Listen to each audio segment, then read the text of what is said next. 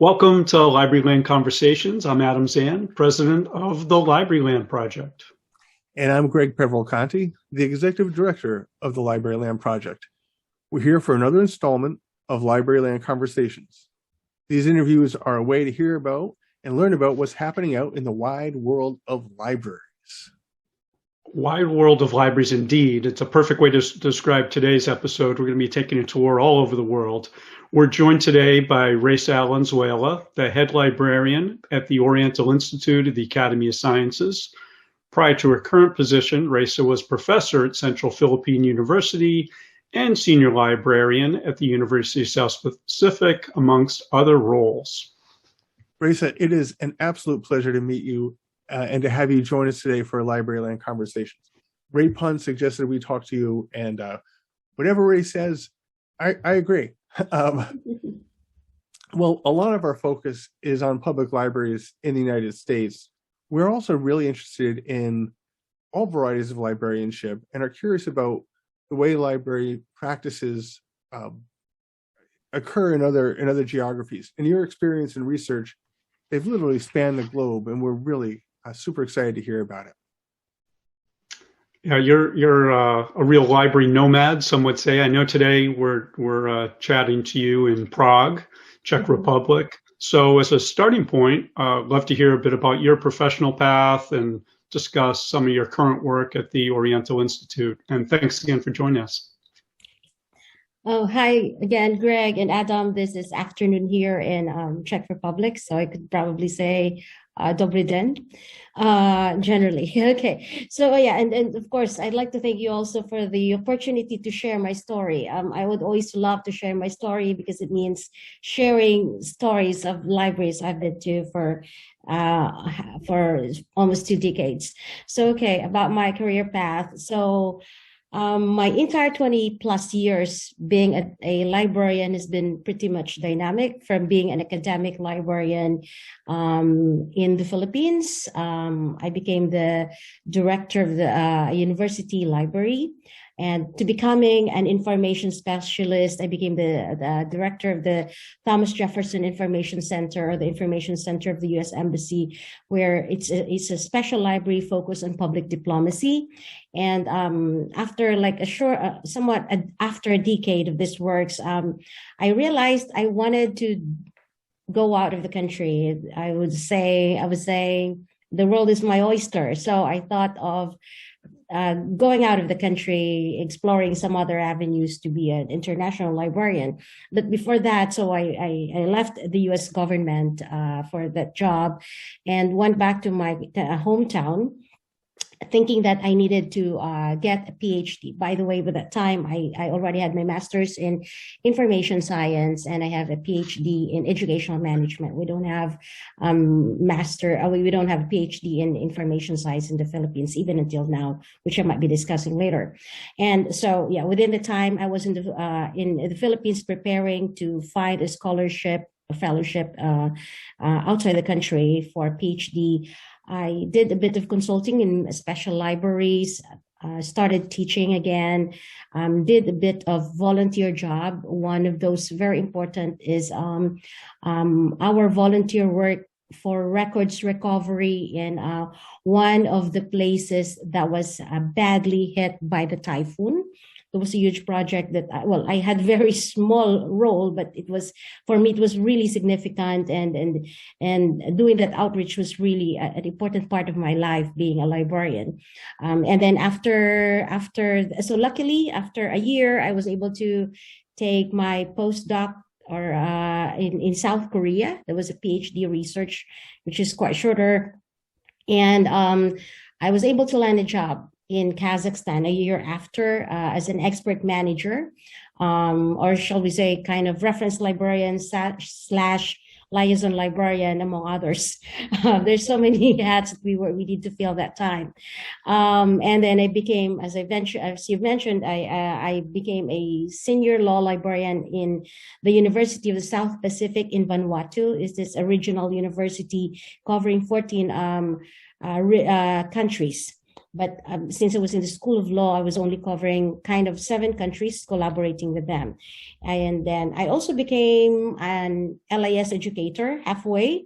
And so basically, before COVID, I left Vanuatu, and I went back to the Philippines, which is supposed to be like just a break for me. I was supposed to go out of the country, but because of COVID, I was able to stay for more than a year. I was a professor, and I also helped build a digital library of a university for the repository. So that was the job that I did, and now I'm here in Czech Republic as the head librarian of the Oriental Institute of the Academy of Science. So they say I'm the first librarian. The Oriental Institute was established in the 1900s. So it's turning 100 years next year, but I'm the first librarian having been hired. So technically, when I looked at the library, it's more of an archives rather than a library, which means that there's so many things valuable, but we needed to organize it, and we needed to preserve it in such a way that it would be kept for posterity. So that was the struggle, not really a struggle, that's the excitement probably that I'm having here right now.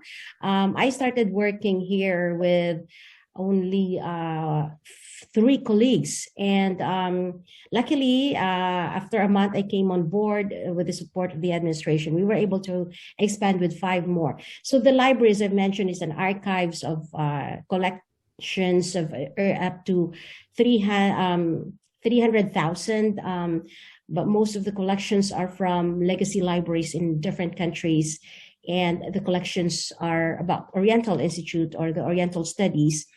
And what's interesting about it is actually we're dealing with, from our count right now, we're dealing with 40 languages that I just realized exist, say Kalmyk Oirat, or the Kalmyshtina, and all these languages. So that's what we're dealing right now. And what I'm doing is kind of organizing it such a way that it would be functioning as a real library, and collaborating with other major libraries in Czech Republic.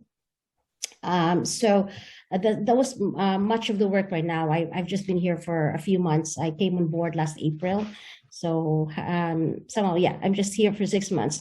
I may not necessarily be a public librarian, but basically I've worked with public libraries since the time I was with Thomas Jefferson Information Center, to my job in Kazakhstan, where we were involved mainly in developing libraries and promoting UN 2030 agenda.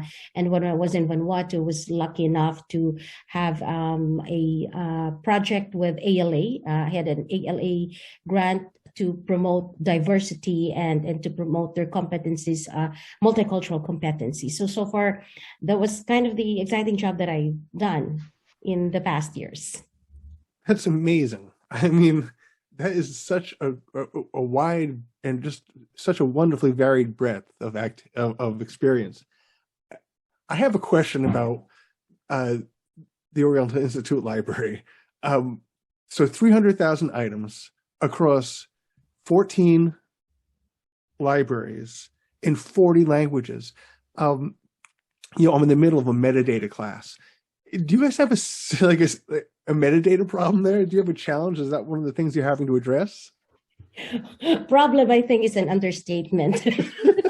So basically, okay, just to clarify, so for the Oriental Institute, we are part of the umbrella of the Academy of Sciences, of which has, I think, 59 or 54 libraries, which each library is a department, but mine is only focusing on Oriental Institute or Oriental Studies.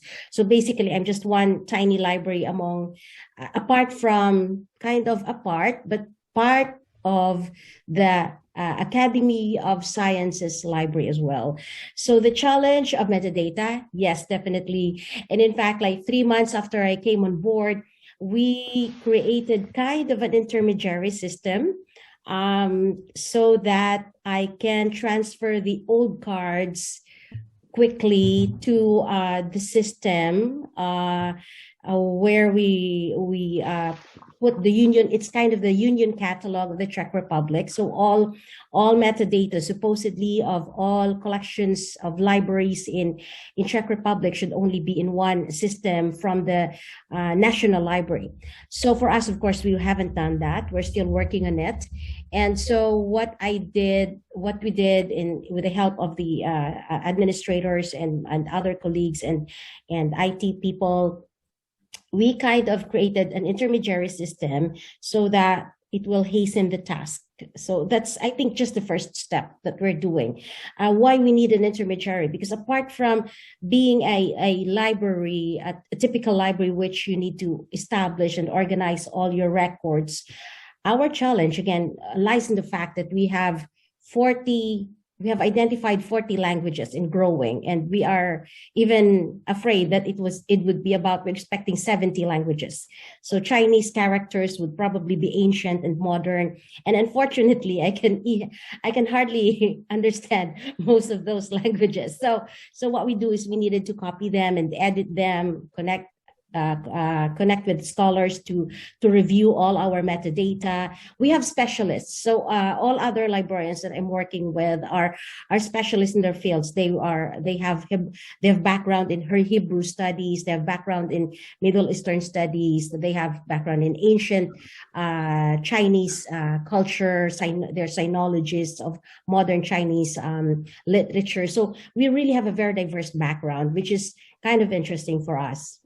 So kind of branching off that diverse background, can you talk a little bit about sort of some of the similarities and differences you've noted in library systems around the world?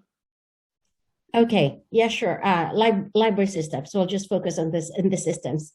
Well, or the experience. I mean. Okay. So yeah, because I was thinking maybe libraries and librarianship, which goes hand in hand. Okay, sure.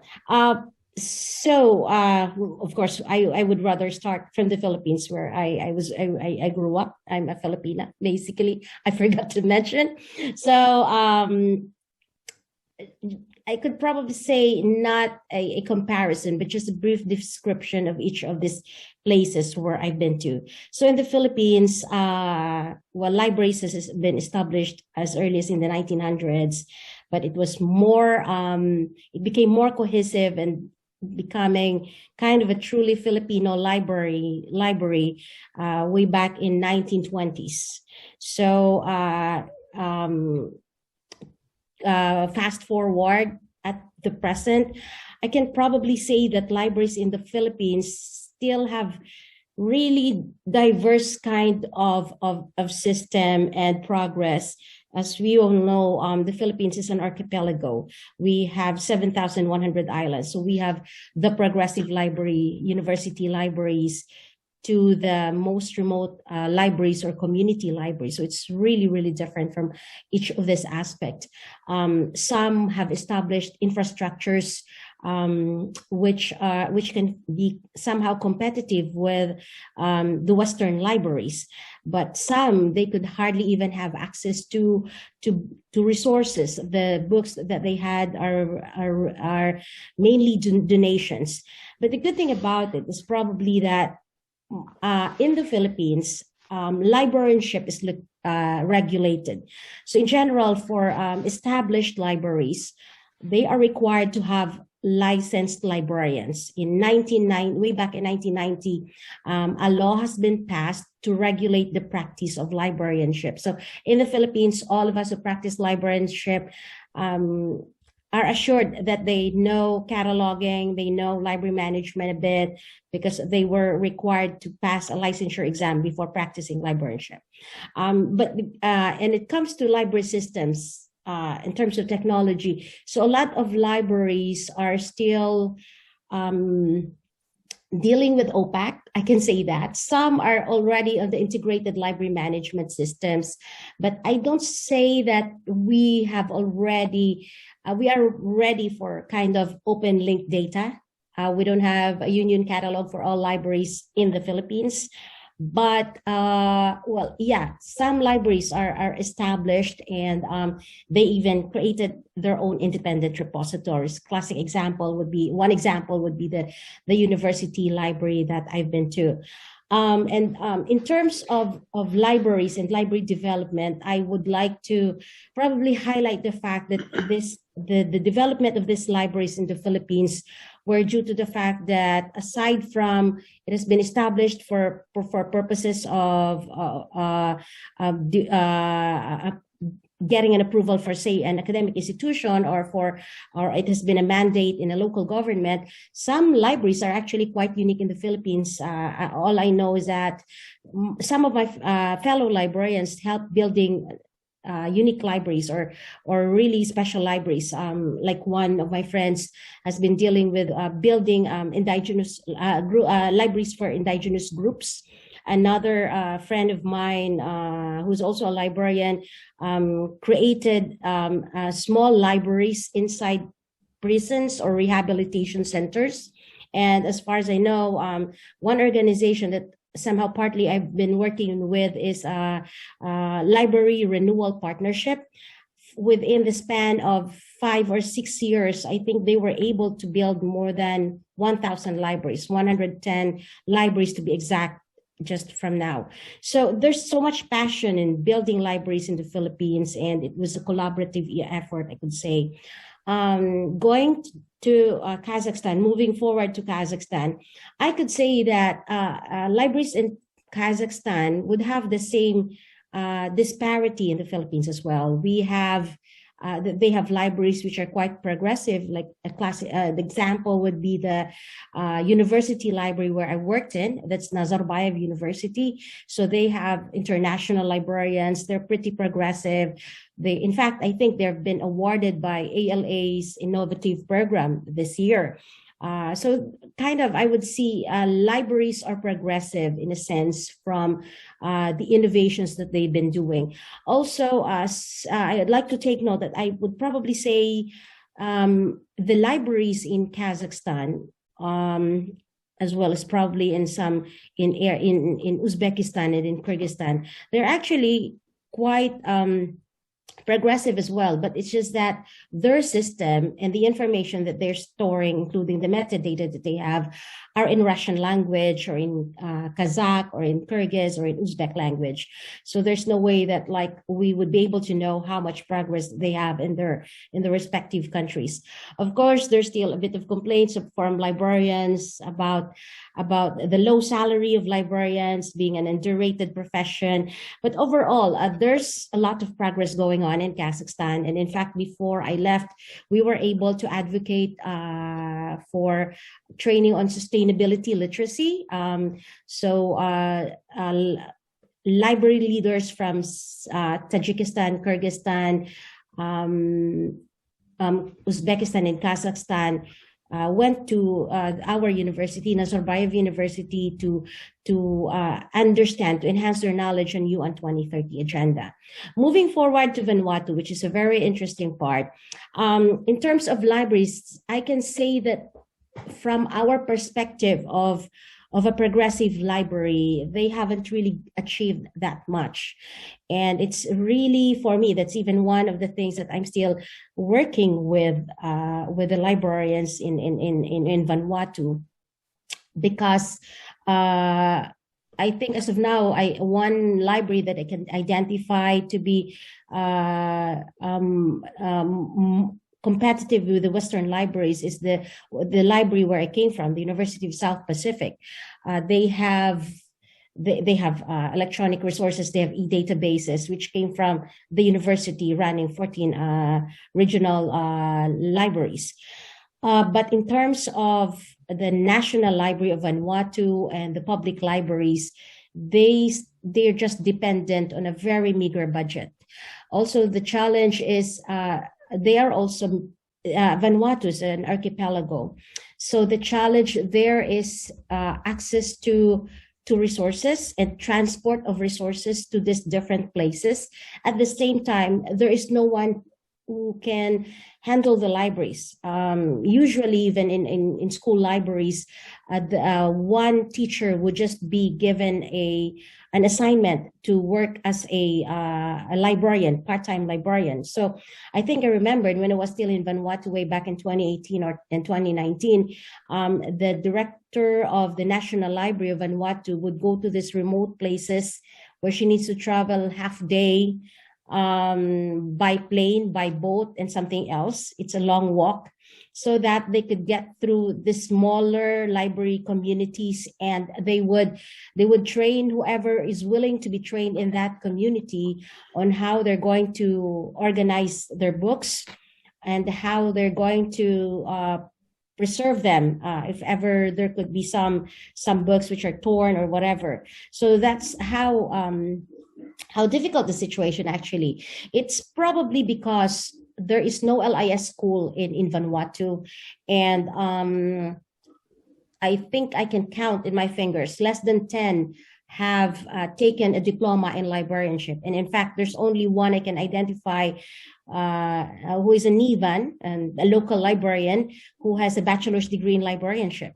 So the rest comes from aid from different countries, like people who might be so interested to organize the libraries like me. But actually, when I was there, the most that I could do is only one aspect, and that is for them to realize that they have an important role in promoting cultural diversity. So overall, it was quite a challenge in Vanuatu. But yeah, even until now, actually, we're still working on some of the projects that I have started in 2019. And lastly, to compare Czech Republic. So from the perspective of a research institute library, well, we have more infrastructure. They're more capable of integrating technology and traditional work. And in fact, that's a project that I'm working right now. Partly digital humanities, partly looking into linking data so that we could hasten the work in organizing resources, in organizing the materials in terms of physical control. Overall, the library, so they have libraries in Czech Republic have a union catalog, which is running through Aleph, and an integrated library management system. So it's run by the National Library. And we also have the main library, which is the Academy of Sciences. They're already dealing with data research management. They really help scholars. There's so much going on in terms of acquisitions and issues of how we can broaden and expand our resources. So overall, I think they are really unique on their own ways. Absolutely. Yeah, I think it's great. You've laid out a lot of differences between the geographies, but also talking about how resources and in some way kind of the determination of librarianship to sort of face those challenges and be a service. You talked about the changes across the geographies. I guess I'm wondering what role you've seen, how change happens over time. And my parents really enjoyed some time in Uzbekistan, also Kazakhstan, but you've written about the evolution of libraries in Uzbekistan. Can you talk about how change has happened there?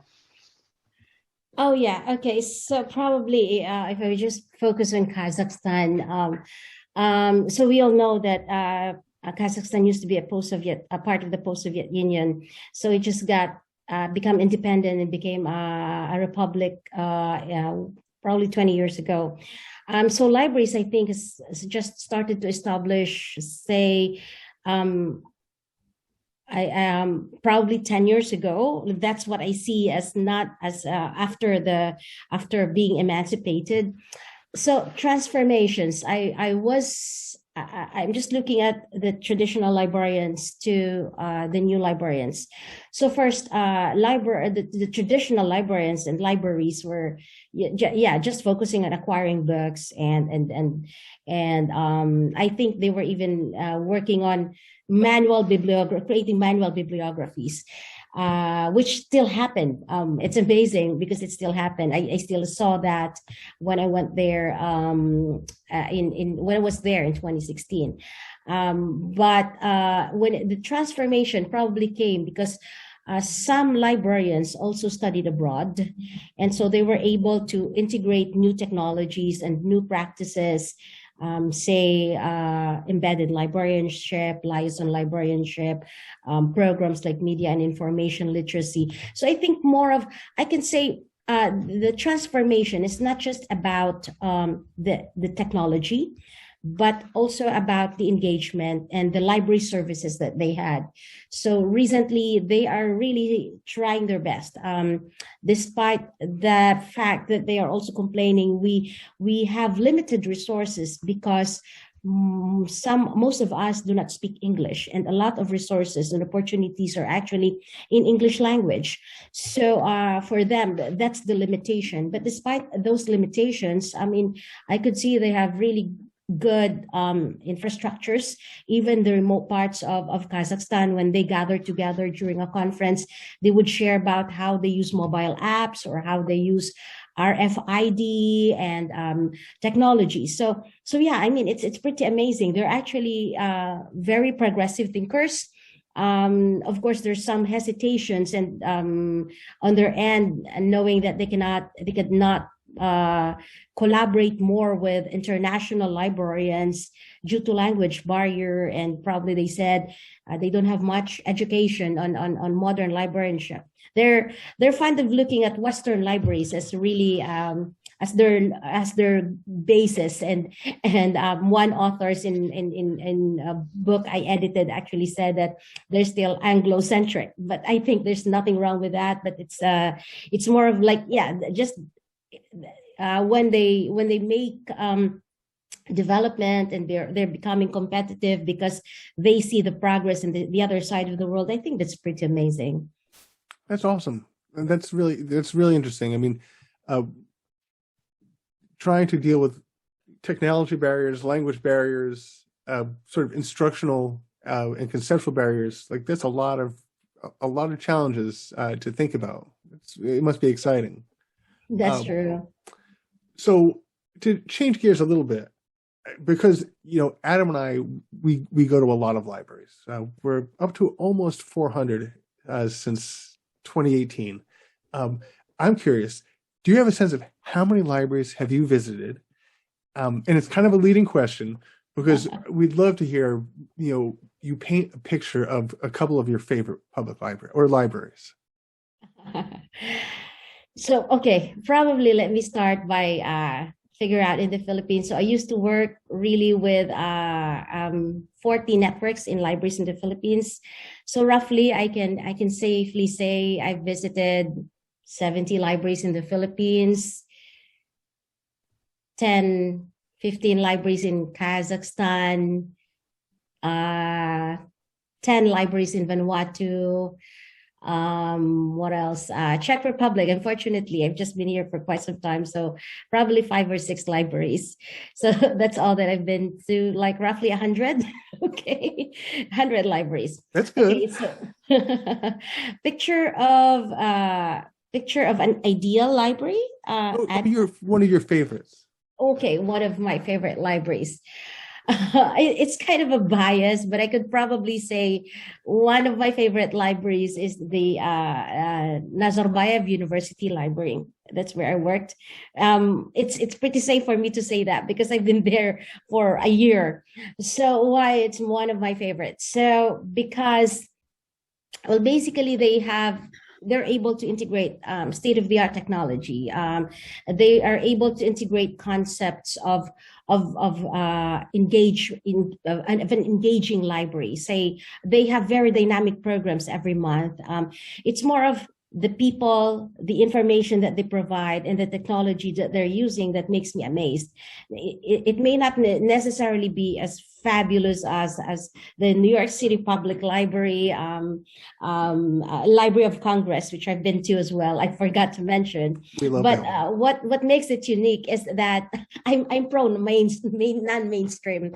So what makes it unique is the fact that they were able to catch up in like being its existence for 10 years. I mean, they were able to have all this new to have integrated a lot of great things inside their library. They're kind of making concepts of maker spaces, library commons.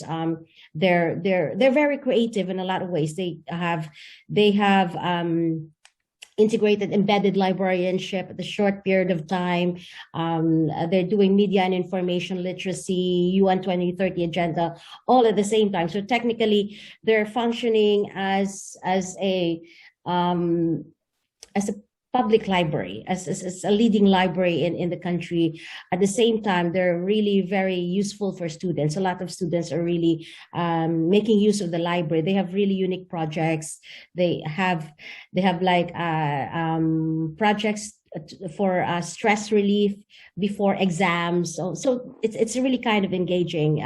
Maybe there's so much new things in other libraries. I've been to Kansas City Public Library, which they have really great programs. Even as early, I was there in 2006, so it's quite not an updated one. But they also have wonderful programs. But the thing is, I mean, what makes it unique for Nazarbayev University is the fact that the progress came in within just a span of 10 years. Another library that I could probably say, not really my favorite, but something that's unique that I would highly encourage everyone to go is, of course, in Vanuatu, the National Library of Vanuatu. So it reflects a lot about their culture. So all the displays in the library are collections of that reflects indigenous knowledge, indigenous information. So for me, it's something unique that I cannot find in other places, and I'd like to somehow commend them because of the efforts that they have, despite all the limitations. They have very limited budget, but yet they were able to run a library functioning as in a true sense, a library. We constantly try to remind people that it is not the budget that makes the library. That's that true. There are That's true. amazing libraries that do great work with limited resources. And we wish all libraries had as many resources as they could use. That's true. But we are amazed constantly by the things that libraries are doing. Mm-hmm, mm-hmm. Yeah, I really appreciate the tour you've given us. This has been a wonderful conversation. I guess we're wondering if there's things you're working on now that you'd like to share, and also how people get in touch with you, either online or other ways. Oh, okay. So for the Oriental Institute of the Academy of Science Library, where I am right now, we're trying to enhance our engagement with the public because it's a very unique library. So we even have cuneiforms. We have unique resources. So again, if they wanted unique resources from different Oriental languages, that's us. We have a website. So it's now I just wanted to make sure I'm going through the right URL. So we have a website for the Oriental Institute. It's very simple. It's orient.cas.cz. So orient.cas.cz. We have a website, and then there's a part there for the libraries. We have our phone numbers. We have our emails as well. And I think I have a good digital footprint. If they would keep, and if anybody's interested to see our library or to ask us about the resources, I'm happy to help them. We have languages in Tamil, Bengali. Again, I've mentioned diverse types of Chinese languages, Tibetan, Sanskrit, and all. So yeah, they can just visit our website or reach out through my information in the library page. and I'll absolutely be happy to answer their queries. And that's what actually we wanted to share to everyone, that our library is actually very rich in terms of resources, and hopefully a lot of people would be able to access that in the future. My admin, my director, our colleagues and our team, OI scholars, they're really excited to share to the global audiences what we have in our library, and I would be happy to share that with everyone. Well, this has been wonderful. It's really been fun chatting and taking a tour around the world, and Prague would be a nice stop along the way. So thanks so much for joining us today. Thank you so much. Thank you for being here. And friends, there are more Libraryland conversations on the horizon, and we'll be back soon to share more. If you have comments or questions or suggestions, drop us a line at librarylandproject.org. Until next time, we'll see you in Libraryland. Libraryland.